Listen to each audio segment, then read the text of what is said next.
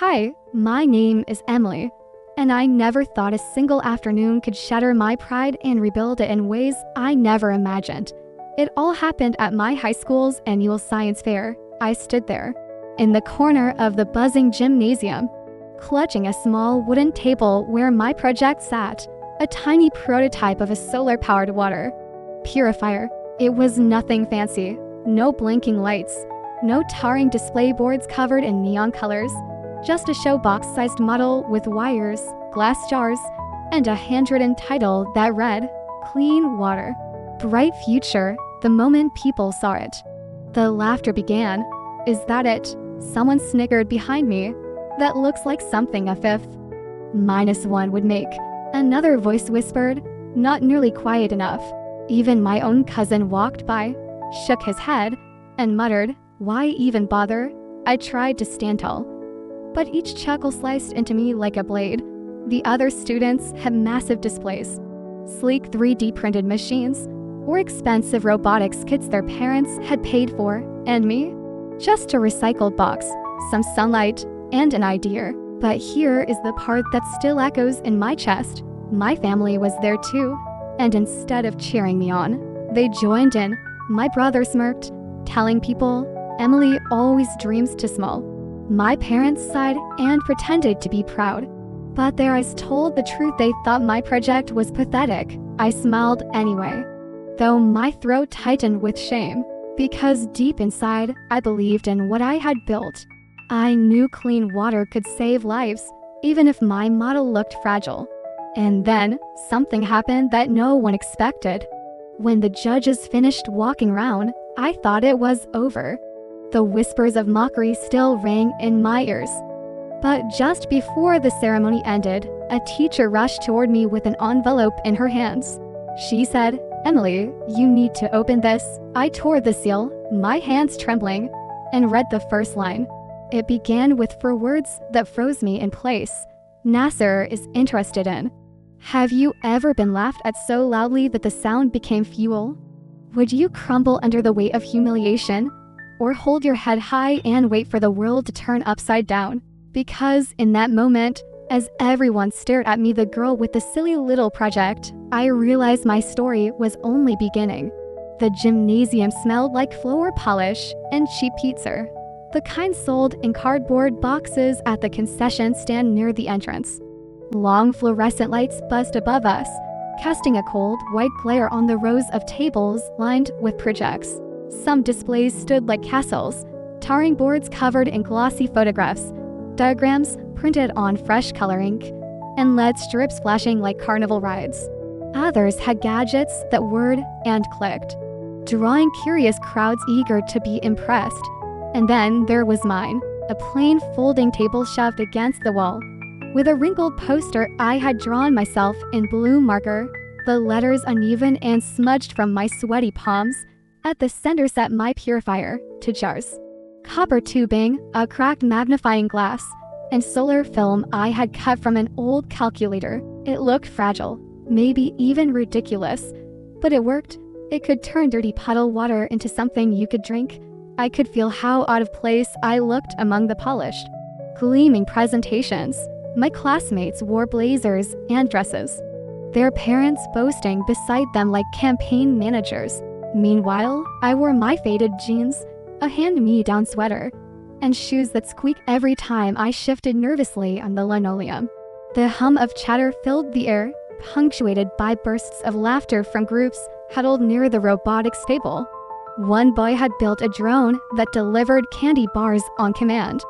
A girl beside him had a biochemical model with dry spilling fog across the floor. Every spectator would stand up as if they were watching magic. I tried to focus on my project, rehearsing the explanation I had practiced in my bedroom mirror for weeks.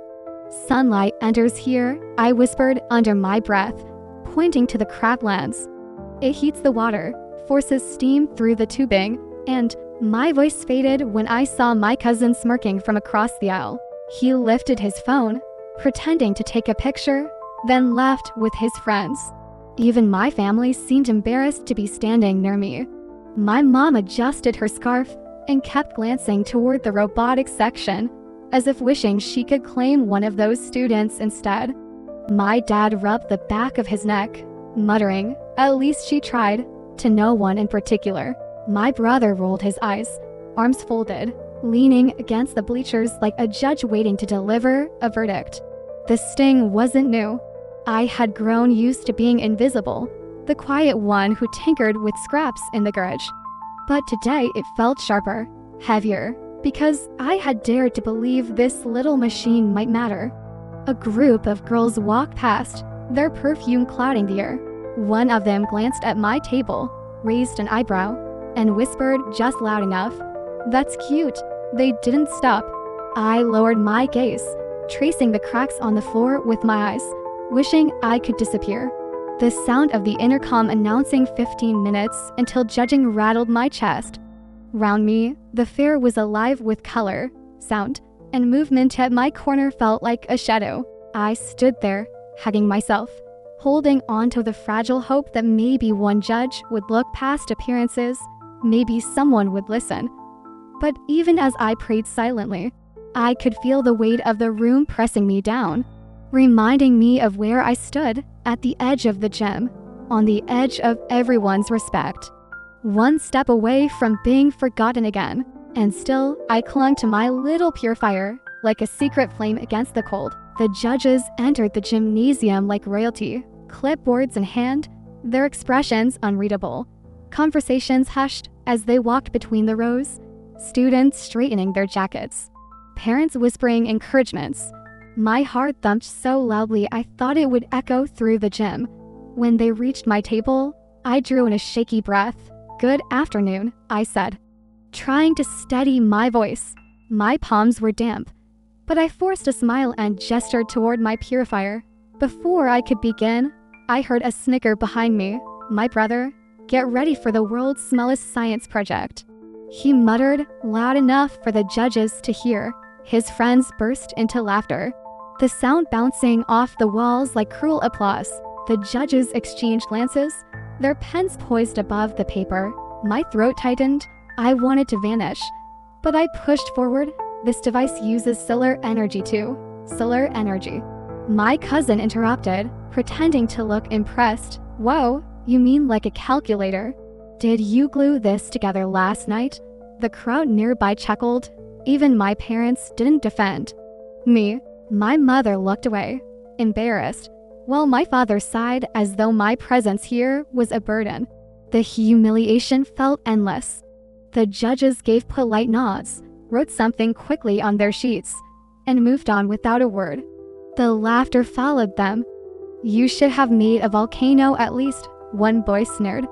"Yeah, or a potato battery. At least then it would light a bulb," another added. Every cruel remark wrapped around me like barbed wire. I clenched my fists at my sides, fighting the sting of tears. I wanted to scream that my project wasn't just scraps, it had purpose. But the words died in my throat. As I stood frozen, the robotics team across the aisle flipped a switch, and their machine whirred to life, dispensing candy bars into eager hands. The crowd erupted in applause. I watched as people surged forward to praise them, while my little purifier sat ignored, like trash waiting to be cleared away. My brother leaned in close, his voice dripping with scorn. "Face it, Emily, you're wasting your time. Nobody cares about your little toy." For a moment, I believed him. The room spun with humiliation, and I felt myself shrinking, smaller and smaller, until I was nothing more than a shadow in the corner of the gym. But even then, beneath the shame, something flickered inside me, a quiet defiance, a voice that whispered, "One day, they will see." Still, that day felt impossibly far away, because in that moment, surrounded by laughter and rejection, I was just a girl with a showbox and a dream no one believed in. It wasn't the first time I had been laughed at. The science fair was just another stage in a long history of being dismissed, overlooked, and told I wasn't enough. I remember being 8 years old, sitting cross-legged in the garage with wires, batteries, and light bulbs I had scavenged from broken toys. I had managed to make a tiny bulb glow. Just for a second, my heart had leapt as if I had discovered fire. I ran inside to show my parents. My father barely looked up from his newspaper and muttered, "Don't burn the house down." My mother forced a smile, then turned back to cooking. My brother laughed and called it baby magic. No one saw what I saw, that spark of possibility. When I was 10, I built a windmill from cardboard and old fan blades, planting it in the backyard to spin in the wind. I hoped it might power the garden lights, but my brother invited his friends over, and together they kicked it down, laughing as the pieces scattered across the grass. I cried as I tried to gather the scraps, but he only sneered. "Stop pretending you're some kind of scientist. You're just wasting your time." School wasn't much kinder. I was the quiet one, the girl who lingered in the library with her nose in a book about space while the others gossiped about fashion. Teachers noticed my grades, but not my heart. When group projects were assigned, I was always the one left scrambling at the end, piecing together what others abandoned. By the time I reached high school, I had learned to expect rejection. My family praised my brother for his football trophies, my cousin for her dance competitions. But when it came to me, the recognition was silence at Christmas dinners. Relatives asked him about his games, her about her recitals, and me, well, they only asked if I had made any friends yet. Yet, despite it all, I couldn't stop creating. I scavenged junkyards for broken radios, disassembled clocks to study their gears, and scribbled diagrams in worn notebooks long after midnight. Science wasn't a hobby to me, it was survival. It was the only place where I felt I belonged. The purifier I presented at the fair wasn't built overnight. It was the result of countless failures, long hours spent soldering in a cold garage with numb fingers, and pages of calculations written in the margins of old math homework. I had tested it with muddy water from the garden, celebrating when the first drop of clear liquid condensed into the jar. To me, it was proof that small ideas could matter, but no one around me believed. My brother told me more than once, "Why don't you just try to be normal? No one's ever going to care about your weird experiments." My father added, "If you spent half as much time studying business as you do with that junk, maybe you'd actually have a future." My mother stayed quiet, but her silence cut deeper than words. The ridicule became so routine that I almost stopped noticing it until days like the science fair made it impossible to ignore. Standing there in that gym, hearing the laughter ripple through the crowd, it wasn't just about that one project. It was every dismissal, every broken windmill, every ignored spark of light piling up into a mountain of shame. Yet beneath the shame, the flame inside me never died. I held onto one thought. The world outside this gymnasium was bigger than my family's judgment, bigger than my classmates' laughter. Somewhere out there, someone would care. Someone would understand. I didn't know it yet, but that someone was already watching. The judges moved on. The laughter faded into background noise, and I stood there in silence, clutching the edge of my table as if it could anger me. My face burned, but inside, that stubborn ember of defiance still glowed. I whispered to myself, "One day, this will matter." And then the first crack of light appeared. A woman I had never seen before stopped in front of my purifier. She wasn't part of the judging panel, nor a parent from our school.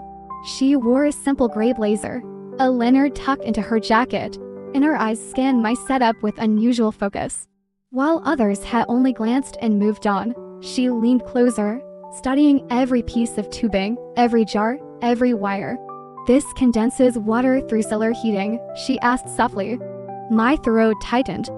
No one had actually asked me about it before. "Why, yes," I stammered, then steadied myself.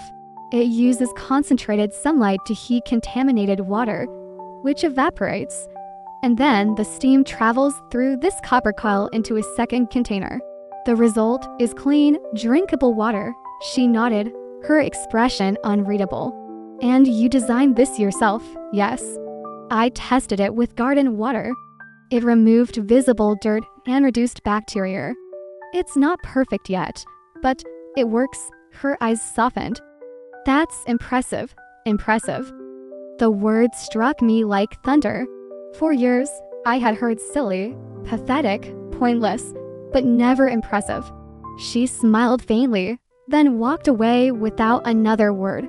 I didn't know who she was, but the way she looked at my project curious felt like the first sip of water after a drought. The moment passed quickly, swallowed by more snickers from classmates and the sound of applause for the robotics team.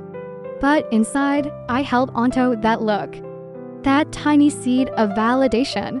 The ceremony began soon after. Students gathered in the center of the gym as names were called, ribbons handed out, and photos snapped with smiling parents. I stayed near my table, pretending not to care as my classmates basked in recognition. But just as the final applause was fading, the unexpected happened. A teacher hurried through the crowd, her heels clicking urgently against the polished floor. She clutched an envelope in her hand, her expression a mix of confusion and excitement. "Emily," she called. "This just came for you." The room turned.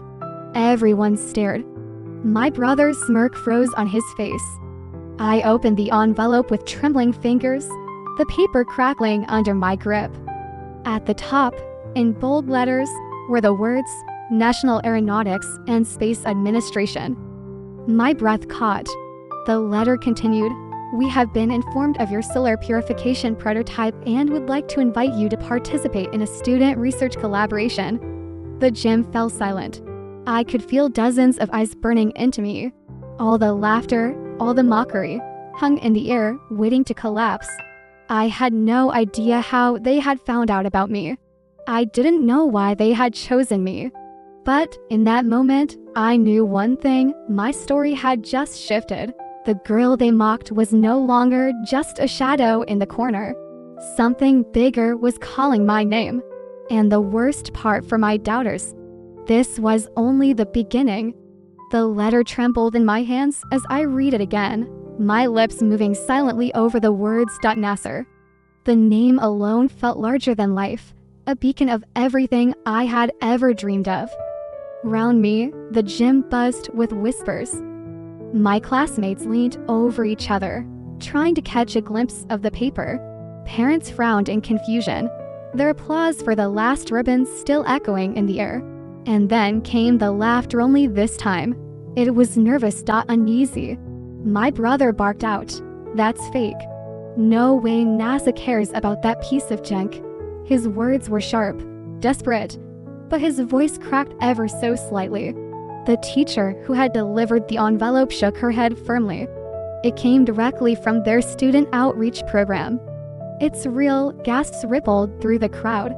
The same cousins, classmates, and even parents who had mocked me minutes ago now stared with wide eyes. My cousin who had filmed me earlier lowered her phone, suddenly unsure if the video she captured would make her look like a fool. One of the judges stepped forward, curiosity sparking in his voice. "May I see the letter?" I handed it over, my fingers brushing against his clipboard. He read it aloud, his voice steady and clear. "We are impressed by your initiative and originality. While the prototype is modest, the concept has potential applications in sustainable living and emergency response." The gym fell completely silent. For the first time that day, no one laughed. No one smirked. Instead, they looked at me, the girl with the showbox purifier, as if they had never seen me before. My father cleared his throat, a forced chuckle escaping. "Well, of course she's always been a bright one." I told her to aim high. His sudden pride sounded hollow, like a drum beaten too late. My mother nodded, her smile shaky. "Yes, we always knew she had something special." But I remembered the looks they had given me earlier, the sighs, the avoidance.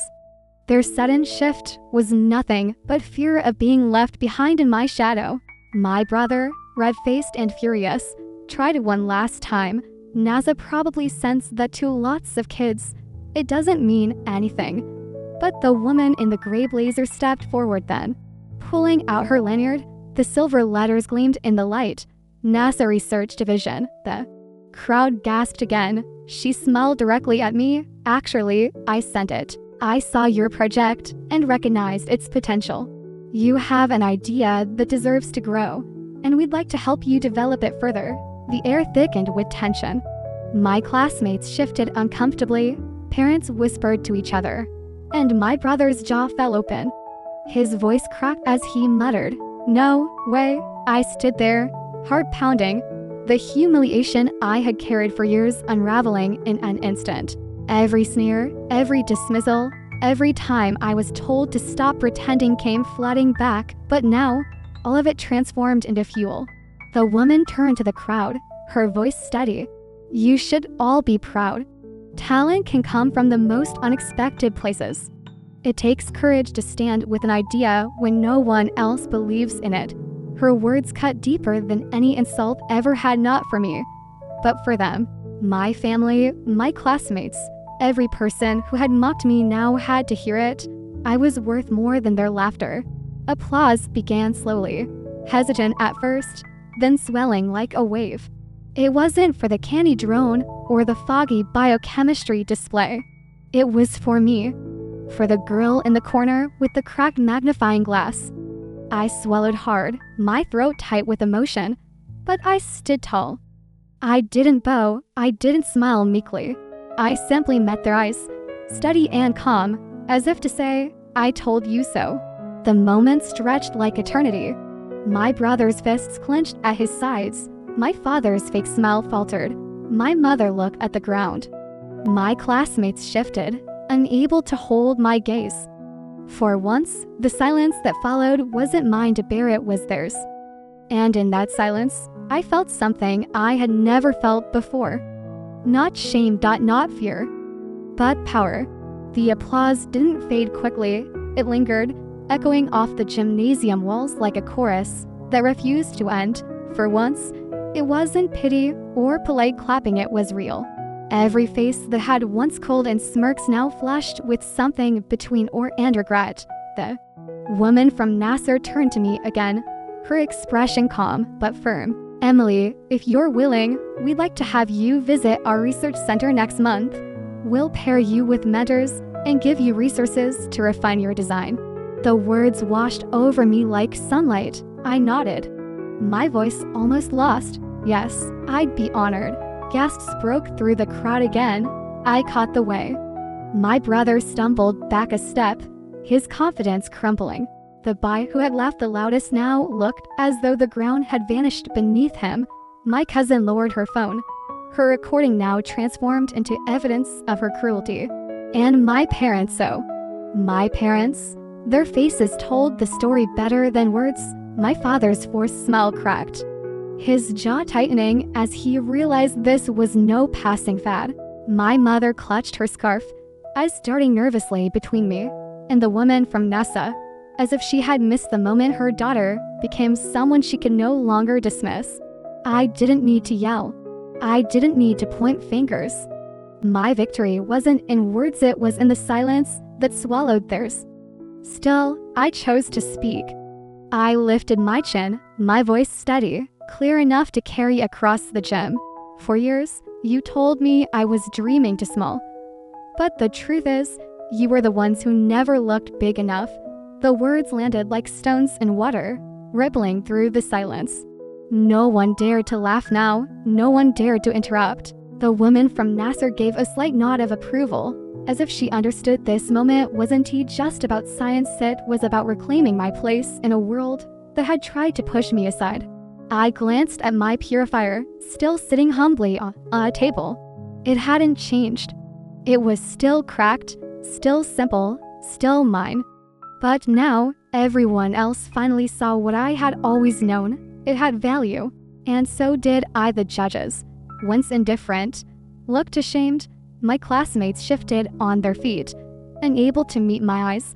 Even the teacher who had handed me the envelope smiled faintly, as though proud she had played a small part in this shift. I didn't shout. I didn't gloat. I simply stood tall, letting the weight of truth hang in the air. Because revenge didn't need to be cruel. Sometimes the sweetest revenge is simply being seen. And that day, for the first time in my life, I was. The gym slowly emptied after the fair, but the weight of what had happened clung to the air like smoke after a fire. I packed up my purifier carefully, wrapping the cracked magnifying glass in a piece of cloth as though it were treasure. For me, it was. My family trailed behind, quieter than I had ever seen them. My brother, who usually strutted like he owned every hallway, kept his head down. My father muttered something about traffic, avoiding my eyes. My mother tried to offer a smile, but it was brittle, collapsing before it reached me. I didn't say anything. I didn't need to. The silence between us spoke louder than words. Later that night, I lay awake in my room, the NASA letter resting on my desk beneath the glow of my lamp. My notebooks, once filled with ideas I was too embarrassed to share, now felt like seeds waiting to sprout. I touched the envelope again, the bold letters reminding me that the world beyond my family, beyond that small town, had finally seen me. In the days that followed, whispers spread through school. The same classmates who had laughed at me now stopped me in the hallway with awkward congratulations. Some pretended they had always believed in me. Others simply avoided me, unable to reconcile the girl they mocked with the one NASA had chosen. But the greatest change wasn't in them, it was in me. I walked taller, my steps steadier. I no longer shrank when my brother entered the room. I no longer apologized for taking up space. For the first time, I felt the weight of my own worth. And it was heavier than all their laughter combined. Weeks later, I stood at the gates of NASA's research facility, holding my prototype against my chest. As the doors opened, I felt a rush of air, crisp and cool, like the future itself was welcoming me in. I thought back to that gymnasium, to the whispers, the sneers, the humiliation that had once made me small, and I realized something profound. The laughter hadn't broken me, it had built me. It had carved out a place where resilience could grow. Sometimes, the world tries to bury you in mockery, in doubt, in shame. But if you hold on long enough, if you believe even when no one else does, you can rise from that dirt stronger than ever. I stepped through the doors, my head high, knowing one truth I would never forget. They mocked me once, but now the world was listening. And my silence was louder than any applause.